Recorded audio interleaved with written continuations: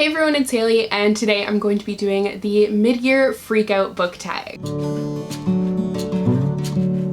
So before actually getting into this video, I just want to obviously address the fact that I haven't uploaded in a month, which is very unlike me. I think in the 6 years of doing YouTube, the longest break that I've taken is maybe 2 weeks, but if you want to skip past this, like, I'll have a timestamp down below, but I have just been in a not so great place mentally. Like, I struggle with anxiety and depression, and anxiety has kind of always been an issue, but depression I had under control, but now that has kind of started to resurface. I have a lot of things going on in my personal life that I'm not going to really talk about, but it's just been like a combination of things that has had me under a lot of stress, and I've also felt just really not confident. I've kind of lost all my confidence, like, in my content and everything, and it just felt like the right time for me to take a break, and it kind of ended up being a little bit longer than expected, but I'm back now, and like, I'm still not 100%, but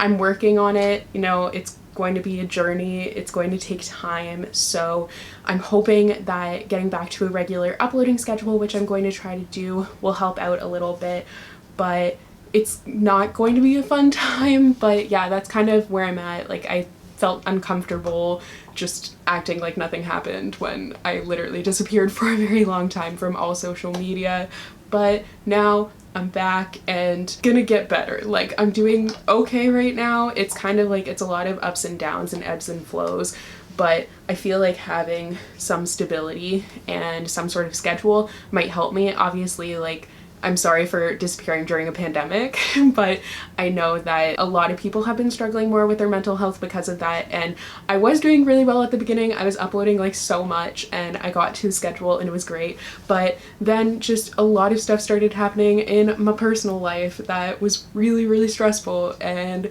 yeah, that's all been a lot. So anyways, that's kind of my mini explanation, which really doesn't tell you anything, but I hope it kind of helps to clear some stuff up. But I decided to come back with this book tag because it is one of my favorite tags to film. I don't do many tags anymore, but I love doing this one every year. I don't know how many times I've done it, maybe 3 or 4, but basically it's kind of a roundup of what you've read so far in the year when you're halfway through the year. So we're a little bit more than that. It's almost August. I don't know when I'll upload this, but it's almost August, and obviously the end of June is halfway through the year. But while I was gone and actually not uploading, I did read some really great books that I'm excited to talk about in some recent reads videos. So I have gotten kind of caught up on my Goodreads goal. My goal is to read 100 books this year, which is basically 2 books a week, and I've been kind of falling behind, then getting there, then falling behind, then getting there, but I've read 51 books so far this year, so I'm 4 books behind as of right now, and I'm hoping that I'll be able to kind of catch up with it. But like, I've been super focused on reading and then not really able to focus on reading, so it's been a little bit all over the place just in general, but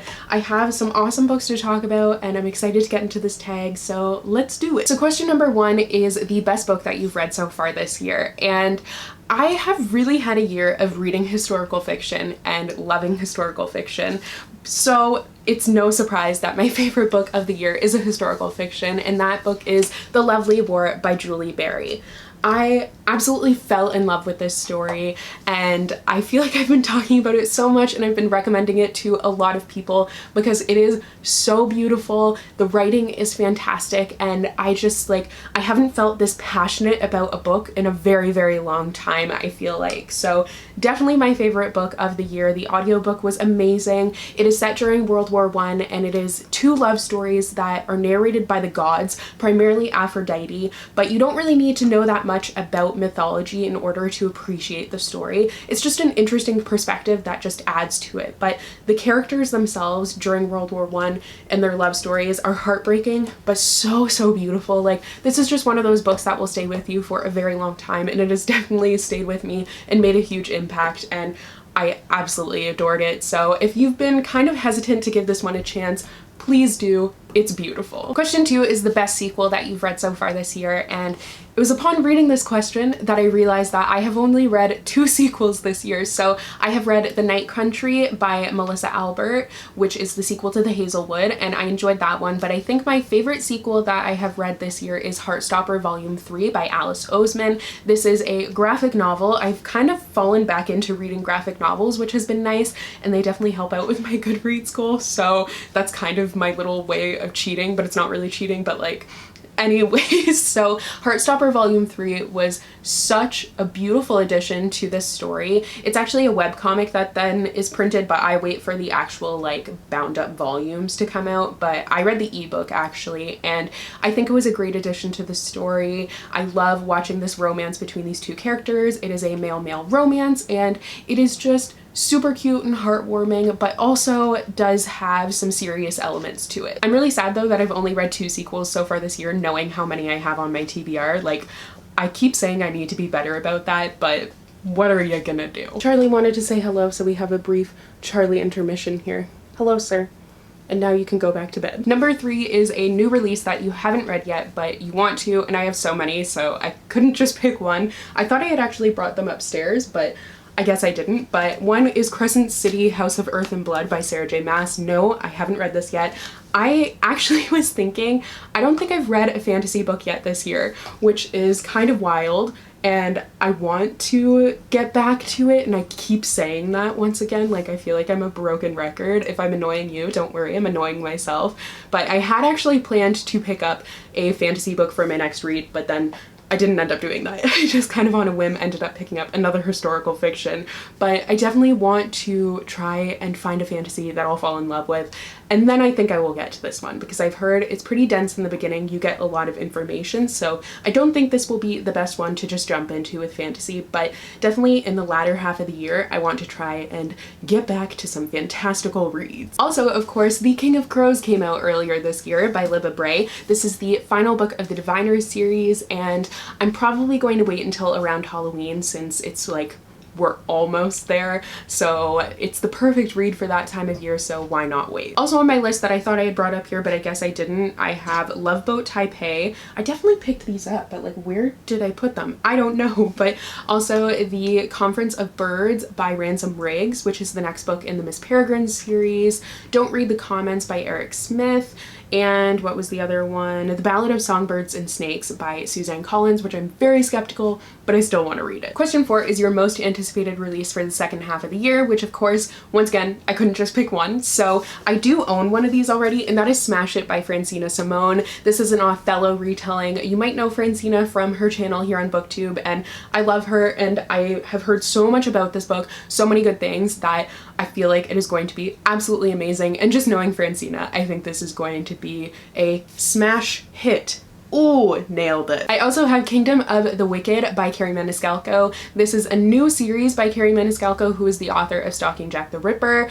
I don't really remember what this new series was about, but I'm definitely intrigued by it. And the other one is Unbirthday, which I don't even know who the author is. I can't remember right now, but it is the newest Twisted Tales book that is coming out this fall, and it is an Alice in Wonderland retelling, which I'm so excited for, obviously. I was hoping that they would do Alice, but I wasn't too sure, but they are doing it, and I'm just like, I am so excited. You guys keep sending me messages about it, like letting me know just in case I didn't know, but don't worry, I know it is at the top of my wish list, and I'm pumped. Number 5 is the most disappointing book that you've read so far this year. So I actually have 2. The first one is The Betrothed by Kira Cass. I did a whole vlog where I was reading this book, and it was a lot. Like, I have thoughts on it. I don't think I've included it in a review, like a recent reads video yet, but I have so many books to include in a recent reads video that I don't really know what I'm gonna do with that yet, but I'll figure it out. I do go into pretty in-depth thoughts in that reading vlog though, so if you wanted to know more of my thoughts, you can watch that. I will link it down below for you guys, but basically it was just like a whole lot of nothing, and yeah, it was disappointing to say the least. Also, like super unfortunately, I Kissed Alice by Anna Birch was really disappointing to me. I actually ended up DNFing this one. I so badly wanted to love it. Like, it is a female-female romance, and it's enemies to lovers, and they have this comic that they're writing that is Alice in Wonderland inspired, and everything about that just sounded amazing. But unfortunately, I had a really hard time with the writing, and there was just too much enemies stuff. I wasn't getting the chemistry or the romance. It was just very hard for me to get into, and I found myself not really wanting to continue reading it, so I decided to just DNF it, which is really sad. But I haven't DNF'd that many books so far this year. I think this might be the only one, actually, but it was for good reason. I gave it a good chance, and it wasn't for me. Next is your biggest surprise, and that would have to be Felix Ever After by Casing Calendar. This wasn't a surprise in that I didn't think I would like it, it's just how much I loved it. I loved the story of Felix, and it was just like, there were so many things going on in it, and I loved the fact that they were at art school, and it was just a beautiful, beautiful romance, but also a story of self-acceptance and discovery. So it follows Felix, who is a transgender boy, and he is going to this art school, and someone ends up doing some terrible transphobic things, and he is trying to figure out who did it, and he ends up in kind of a love triangle unexpectedly because he ends up catfishing this other guy, and it all kind of ends up spiraling. But it is truly totally worth the hype. Like, this book is super hyped up, and it completely lives up to that, which was such a pleasant surprise, because I feel like so many times I read books that are hyped up and I don't end up loving them as much, but like, I truly fell in love with this story. Definitely give it a go. Next is your favorite new author, and I feel kind of weird saying this is a favorite new author because I've only read one of her books this year, but I feel like it just fits, and that is Ryan Groudon. So I read Wolf by Wolf earlier this year, you might remember. I also read this in a vlog and like totally was blown away by it, loved it way more than I was expecting to. But I read one of her other books and I also liked that one, and then I have Invictus on my TBR as well, which is like a sci-fi time travel Doctor Who sort of inspired book that I do really want to read, and I want to read Blood for Blood. That was what I was planning on reading next if I didn't read a fantasy, but I didn't end up picking it up. Like, I literally just went against everything that I was planning on reading and just picked up whatever. It was still a historical fiction, but the problem with that is now I feel like I need to take a break from historical fiction because they're both World War II historical fictions until I can pick up Blood for Blood. But I definitely want to read it before the end of the year because we all know how bad I am with sequels, and I want to get better at that. Why I feel like she is a new favorite author for me though is because her books are just so unique. She takes the weirdest concepts and creates these fascinating stories around them. They're unlike any other books that I've read in YA, and I just love the uniqueness of them. Next is my newest fictional crush, and I feel like I don't really get fictional crushes all that often, but I'd have to say probably Braden Mack from the, what is that series called? I can't think of it right now. Oh, Bromance Book Club. So he is in the first book, but the second book, Undercover Bromance, which I should have grabbed, but it's downstairs, but you know what it looks like. So that book I read this year, and I think I fell even more in love with him. There's just something about him as a character. He's kind of like the broody bad boy, but he's also really sweet, and I just love that. Next is your newest favorite character, and that would have to be Jack from Opposite of Always by Justin A. Reynolds. I loved Jack. From starting this book, his voice was just so strong and loud, and it made me fall in love with the story. He's just such a compelling character, and that's what made me want to continue with this book. It's very character driven, and it's driven by him, obviously, because like it's his perspective and everything, but there's just something about him that was super lovable, and for me it completely carried the story, and I ended up really liking it. Next is a book that made me cry, and I don't really cry at books that often, but one that definitely made me emotional is Like a Love Story by Abdi Nazemian. There's a certain part in this book, and it is set during the AIDS crisis, and it follows these different teenagers, and there's just like, there's a lot of emotional things happening in this book, but there's just a certain part that you kind of like, you know it's probably coming.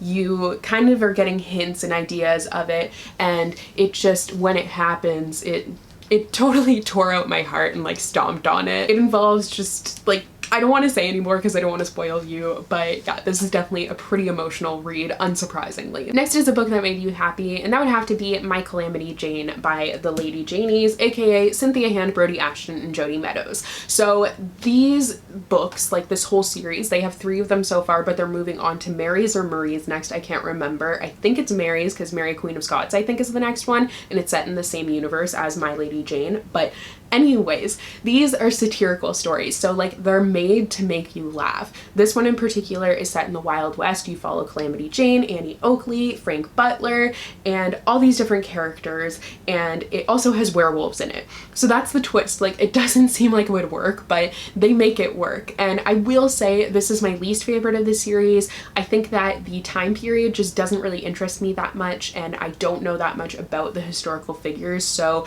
I found it kind of boring, but it still had a lot of instances where it made me laugh and was making me smile. Next is the most beautiful books that you have bought this year. So I actually have acquired quite a few new, like, pretty classics editions because I love collecting those, but I have a couple of Alice editions here, of course. So I can't remember if this Mina Lima edition came out at the end of 2019 or at the beginning of 2020. So I'm sorry if it came out in 2019, but nonetheless, it's worth mentioning. It is gorgeous, like so beautiful. There's so many interactive elements to the story too, like where she's growing bigger. Like, how fun is that? You can pull her feet, and I just love these Mina Lima editions. If you haven't seen them yet, definitely check them out. I feel like they're way worth the money, but yeah, totally gorgeous. And then the other one is the Seasons edition. So they came out with the summer, no, are these summer or winter? These ones are winter, I think. But nonetheless, so the idea of these Seasons editions is that they're actually die cut, I think is the terminology. So like where you see it cut out, it's actually like that. This is the Wonderland collection.